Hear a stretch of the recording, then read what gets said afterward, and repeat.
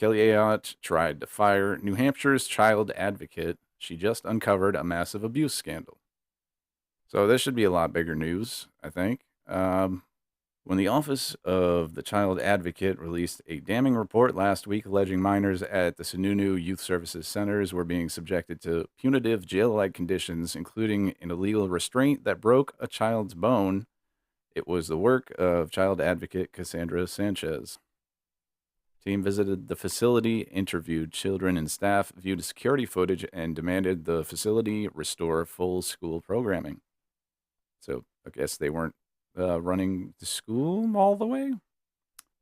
It was exactly the kind of independent oversight the office was created to provide, and it came from the same person Governor Kelly Ayotte tried to force out of a job. In January, Ayotte declined to renominate Sanchez, who had served as child advocate since being appointed by Governor Chris Sununu in 2022. Sanchez told the New Hampshire Bulletin she was pretty confident the reason was her public opposition to a series of Republican bills targeting LGBT plus youth. U plus. I missed a letter. My bad.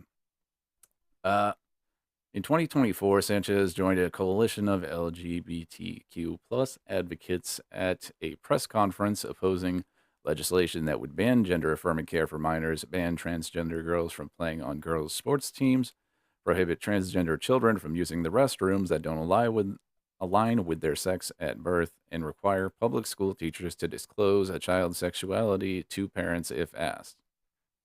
And yeah, that's this is all pretty messed up, and it's stuff that you should oppose. Like, let's just let me point out one here. So yeah, prohibit transgender children from using restrooms that don't align with their sex at birth. How are you going to check that? Like, who are we going to have the genital checkers at all bathroom doors to check out your kid's junk to make sure they are what they say they are according to you? Um, And let's see another point here. The public required public school teachers to disclose a student's sexuality to parents if asked. Like, all right, so you have a kid that says that they're gay. They tell their teacher about it, and they're worried that their parents are gonna beat them because they're super religious and they think that all gay people are sinners and they're gonna go to hell, and it's a choice and you have to change or whatever. So you want the teacher to have to go and tell that kind of parent about their kid when the kid is coming to the teacher in confidence. So I think that's a pretty fucked up thing to do. What was the other points on here? Prohibit transgender children. Yeah, okay, did that. Ban transgender girls from playing on girls' sports teams. Totally fucking irrelevant. It's literally this is the dumbest thing to me, and I think it's so obvious, and I don't know why other people don't think it's obvious, but if you look at any sort of statistics, there aren't trans women out there just totally excelling and beating women at women's sports. Like, literally, go and look it up. You won't find one. That whole Leah Thomas story was about that swimmer Leah Thomas, or what was the other name? I don't know. That one swimmer that was super mad that she was tied for fifth with that trans person. It's like, what, you missed out on your fifth place medal? Like, are you kidding me? Like, it's absolutely ridiculous. Not to mention the fact that if the said trans person in sports is on estrogen, that is not something that's gonna help you when it comes to muscular activity. It's just, I don't know. There's just like a whole lot of like pretty obvious scientific things that go into that I think like people totally overlook and are just like, no, men big, strong, and burly, and that's it, and they're always stronger than women, and I just think that's a really stupid way to approach things. Just there's that. So let's move on from that. She said that legislative advocacy made up roughly 5% of the office's work. Republicans saw it differently. By April of 2025, multiple lawmakers were openly citing that advocacy as the reason to slash or eliminate the office's budget entirely, because apparently they have to, go after and kill anything that they deem to be DEI. Very scary stuff, folks. Very scary. Senator Victoria Sullivan of Manchester, who is now overseeing an investigation for the latest round of abuse at the facility. See, that's a mistake right there. Letting a Republican oversee an investigation for abuse, definitely not a good idea. Anyway, told NHPR she would support restoring funding only if the office maintained, quote, a more narrow focus, calling its LGBTQ plus advocacy a, quote, distraction from the office's core work. Which, no, the fuck it's not. Literally making sure that children aren't being discriminated against because of their fucking identity as a person. That should really be part of your office's core work. So then them claiming that it's not is just fucking insane. Just gotta say. The legislature ultimately passed a law prohibiting the child advocate from engaging in what it deemed as partisan advocacy, a provision Sanchez said she was, quote, not extremely clear on, but, quote, could assume was a reference to her LGBTQ plus work. The budget was also cut. The budget also cut the office's staff from 9 to 4, eliminating the legislative liaison position that was handled by most of the advocacy. After the cuts took effect, Sanchez told the Ledger transcript she wouldn't have time to follow bills closely or advocate in the legislature, even if she wanted to. Sanchez never backed down when asked whether she would have done anything differently. She told the Bulletin, by no means would I ever change our stance on those issues and the way in which we advocated to support all children in the state. Yep. 2025 House budget writers voted along party lines to eliminate the office altogether. I mean, that should tell you all you need to know about what Republicans think of kids. Like I said before, they think that children are all property and they don't become sentient beings until they leave the house. And that's just how that works. When a Democratic lawmaker asked, are you sure about the child advocate? They're the overseer of YDC. Republicans pressed ahead anyway, citing roughly $2 million in savings over 2 years. Wow. So, yeah, it's just save that money and, who gives a fuck about the kids? Fuck them, right? A lot of Republicans in cases, it's literally, but we won't get into that. The office ultimately survived through budget negotiations, but the legislature passed a law prohibiting the child advocate from engaging in what it deemed partisan activity. So anything that's related to acknowledging that, LGBTQ plus children exist, anything that acknowledges that is just unacceptable. You're not allowed to do that. Ayotte denied that Sanchez's LGBTQ plus activity was a factor in her removal. Instead, she nominated Deanna Fenton, a former assistant attorney general who had worked with Ayotte at the Department of Justice 2 decades earlier and was serving as legal counsel at the Department of Education. Fenton had no experience in child welfare. Sanchez warned of a huge learning curve for her successor who lacked child welfare expertise. But the question of her expertise quickly became irrelevant. It was irrelevant before because they just wanted to shut down the whole position altogether. Fenton withdrew her nomination in March of 2026 after a bruising 4-hour confirmation hearing before the Executive Council. Fenton was a foster parent in an active custody case before the Division of Children, Youth, and Families, and her husband, family court judge, had been sanctioned by the Judicial Conduct Committee for trying to use its judicial position to waive a records check in a guardianship case the couple was pursuing. Oh my God. Wow, dude. Like, you're really gonna put some people that are, like, so openly corrupt to, like, try to put them at the head of Jesus Christ. This should not surprise me or anyone watching, but wow, dude. Wow. Hayat said she was unaware of the sanction. All right. Okay. She was also totally unaware of the ICE facility that was going to Merrimack. Had no idea, folks. Just total surprise. Now Sanchez remains in the role only because Ayot's replacement fell apart and the office she leads has been cut from 9 staff to 4. Awesome. Yeah. You know, this is part of a broader pattern since taking office. Ayot has moved repeatedly to weaken the independence of the people and institutions responsible for holding the state accountable on child welfare. She replaced the independent YDC Settlement Fund administrator, a former Supreme Court justice confirmed by the judiciary, with a political appointee. It just gets better and better, doesn't it? She put $0 into the settlement fund in her first budget. Nice. And also signed a law giving Republican Attorney General John Famella veto power over how much abuse survivors get paid. Great. Awesome. Great news. Jesus Christ. Ayot's just doing a bang up job in New Hampshire. I'll tell you what. She's just doing so good.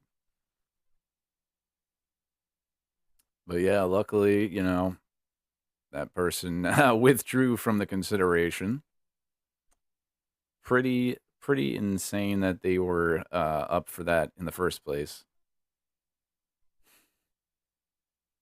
Councillor David Wheeler acknowledged the concerns over the legal disputes in a interview with NHBR.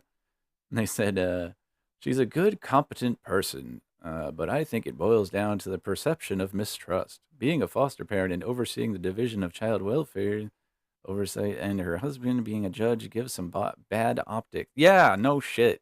Bad optics. Get out of here. We don't have to go further into this. That's so messed up.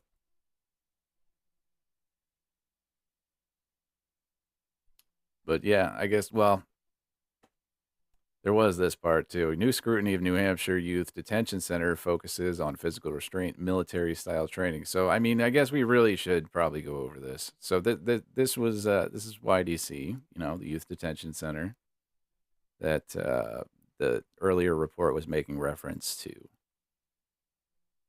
Lawmakers and advocates are raising fresh concerns about leadership at New Hampshire state-run youth detention center as authorities continue to investigate a recent series of allegations of abuse against children held at the center. So this is more recent allegations. There has been an ongoing lawsuit for a while now, but you know these are more recent things. Apparently, they did not fix the systems that were in place that allowed for the abuse here. On Monday, the Disability Rights Center in New Hampshire and the state's Office of Child Advocate and Independent Watchdog said staff at the Sununu Youth Services Center continue to use illegal restraints where children don't comply with orders. The Disability Rights Center also said its recent interviews with children and staff indicate youth continue to be neglected and subject to seclusion at the center, even after the New Hampshire Attorney General's office said last week that there was no abuse occurring at the facility. Despite recent statements by the Attorney General's office, there is no indication that the abuse at SYSC has stopped, said Stephanie Patrick, Executive Director of the Disability Rights Center, in a statement. So, yeah, it's still a bunch of abuse going on there. This has been going on for years. There's literally open cases going on before these new cases. So it's insane. This is like a multi-decade thing that's going on in New Hampshire. And yeah, no one has done much to fix any of that. Well, it's not like you can fix, what has already happened, but you can, perhaps dismantle the systems that allowed this to happen. So, uh, A recent report by the Office of the Child Advocate concluded that roughly 15 children concurrently being held in the Sununu Center were subjected to a nearly 6-week lockdown earlier this year and were denied full educational services and, in some cases, access to fresh air. At least one resident suffered a broken bone during an illegal restraint by staff and did not receive required medical care for 48 hours, according to Office of Child Advocate. The Disabilities Rights Center, the Attorney General's Office, and a legislative committee each launched investigations following the report from the Office of the Child Advocate. At the Legislative Committee's hearing Monday, lawmakers voiced frustration with Marie Noonan, director of the state's Division for Children, Youth, Families, declined to answer several questions, citing the advice of Attorney General's Office. Huh. I find it very upsetting that we're here to investigate and we cannot answer any question about what happened, said Rep. Kimberly Rice, a Hudson Republican. This is our job. These are our kids. Yeah. Yep. You really should be able to answer questions about what the fuck is going on there at the Child Detention Center. Really should not be even a question. We'll do a little bit more of this here. Nighttime confrontations and military-style training. In the weeks since the Office of the Child Advocate's initial report, staff have returned to the Sununu Center and say they have noted some improvements. Wow. Child Advocate's latest report to lawmakers made public Monday notes the residents are now attending 3.5 hours of classroom-based education each day, following the end of the facility-wide lockdown that saw little educational activities. So what the fuck was that about? Like, why did they do that in the first place? And now they want to be celebrated for doing 3.5 hours of schooling for these kids that are locked up? Nice. It also said youth are reporting spending 30 minutes each day outside, in contrast to nearly no time spent outside during the extended lockdown. Holy shit. Like, that's crazy. Like, I'm pretty sure people in prison get longer, time outside than 30 minutes a day. Like, that's not good. I don't know if people understand, like, how bad that is. Both the Disability Rights Center and the Office of the Child Advocate are questioning the military-style training staff receive, as well as what appears to be a new policy for how Sununu Center employees deal with children who resist doing what they're told, including going to their rooms at bedtime. What?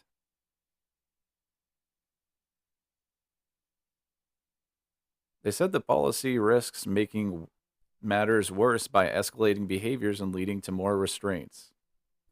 Yeah, not to mention the fact that a shit ton of this abuse that's been alleged is sexual, and you want to have these people going to kids' rooms at night during bedtime? Like, what the like, huh? Child advocate Cassandra Sanchez told lawmakers Monday that employees are regularly going hands-on with youth by physically guiding them when they do not follow orders. And as everyone knows, the way that you handle a kid that is being extremely defiant and not doing what they're told is to, physically grab them. And that makes everything go over a lot better. They just calm down right away, From our standpoint, it's very concerning that the staff will be instructed to go hands-on with children if they are just refusing versus being an imminent risk to themselves or somebody else. Because at that moment, all they are doing is refusing to cooperate. So it's not about kids being violent. It's about them just being like, not wanting to do what they're being told at the moment. But the staff being given permission to just, go hands-on, as they're calling it, that it just seems like another way to make this staff more like how police have been acting, just grab them, throw them on the ground if they don't, comply with orders within 0.25 seconds. And that's just really not good. I don't know if you think that's okay. I just have to say I disagree. That is what I have to say about that. In a letter to Governor Kelly Ayotte Friday, the Disability Rights Center said the law prohibits the state from restraining youth in this way. The group says the forceful guiding of residents back to their rooms appears to be a purposeful effort to agitate the child through unnecessary and unwanted physical contact. And that's exactly what I was saying. Sanchez and the center are calling for immediate end to the policy. Some of the training Sununu Center's staff members receive is also getting scrutiny. For years, the facility has used a training platform developed by a private vendor called Force. Nice. Cool acronym you guys got there. That's so cool. That Sanchez alleges lacks a focus on de escalation and does not incorporate a trauma informed approach. The Illinois based company specializes in training law enforcement and members of the military. Like, really? Like, that's just like we don't need people like militarized training for positions like this. Like it's all right. I'm done with this. You can go and look at the article here if you want. I will post that below. But yeah, this shit is so fucked up and it pisses me off so much that like it's just always glossed over. It's a publicly known thing if you're in New Hampshire, but like the national news, not really much about that.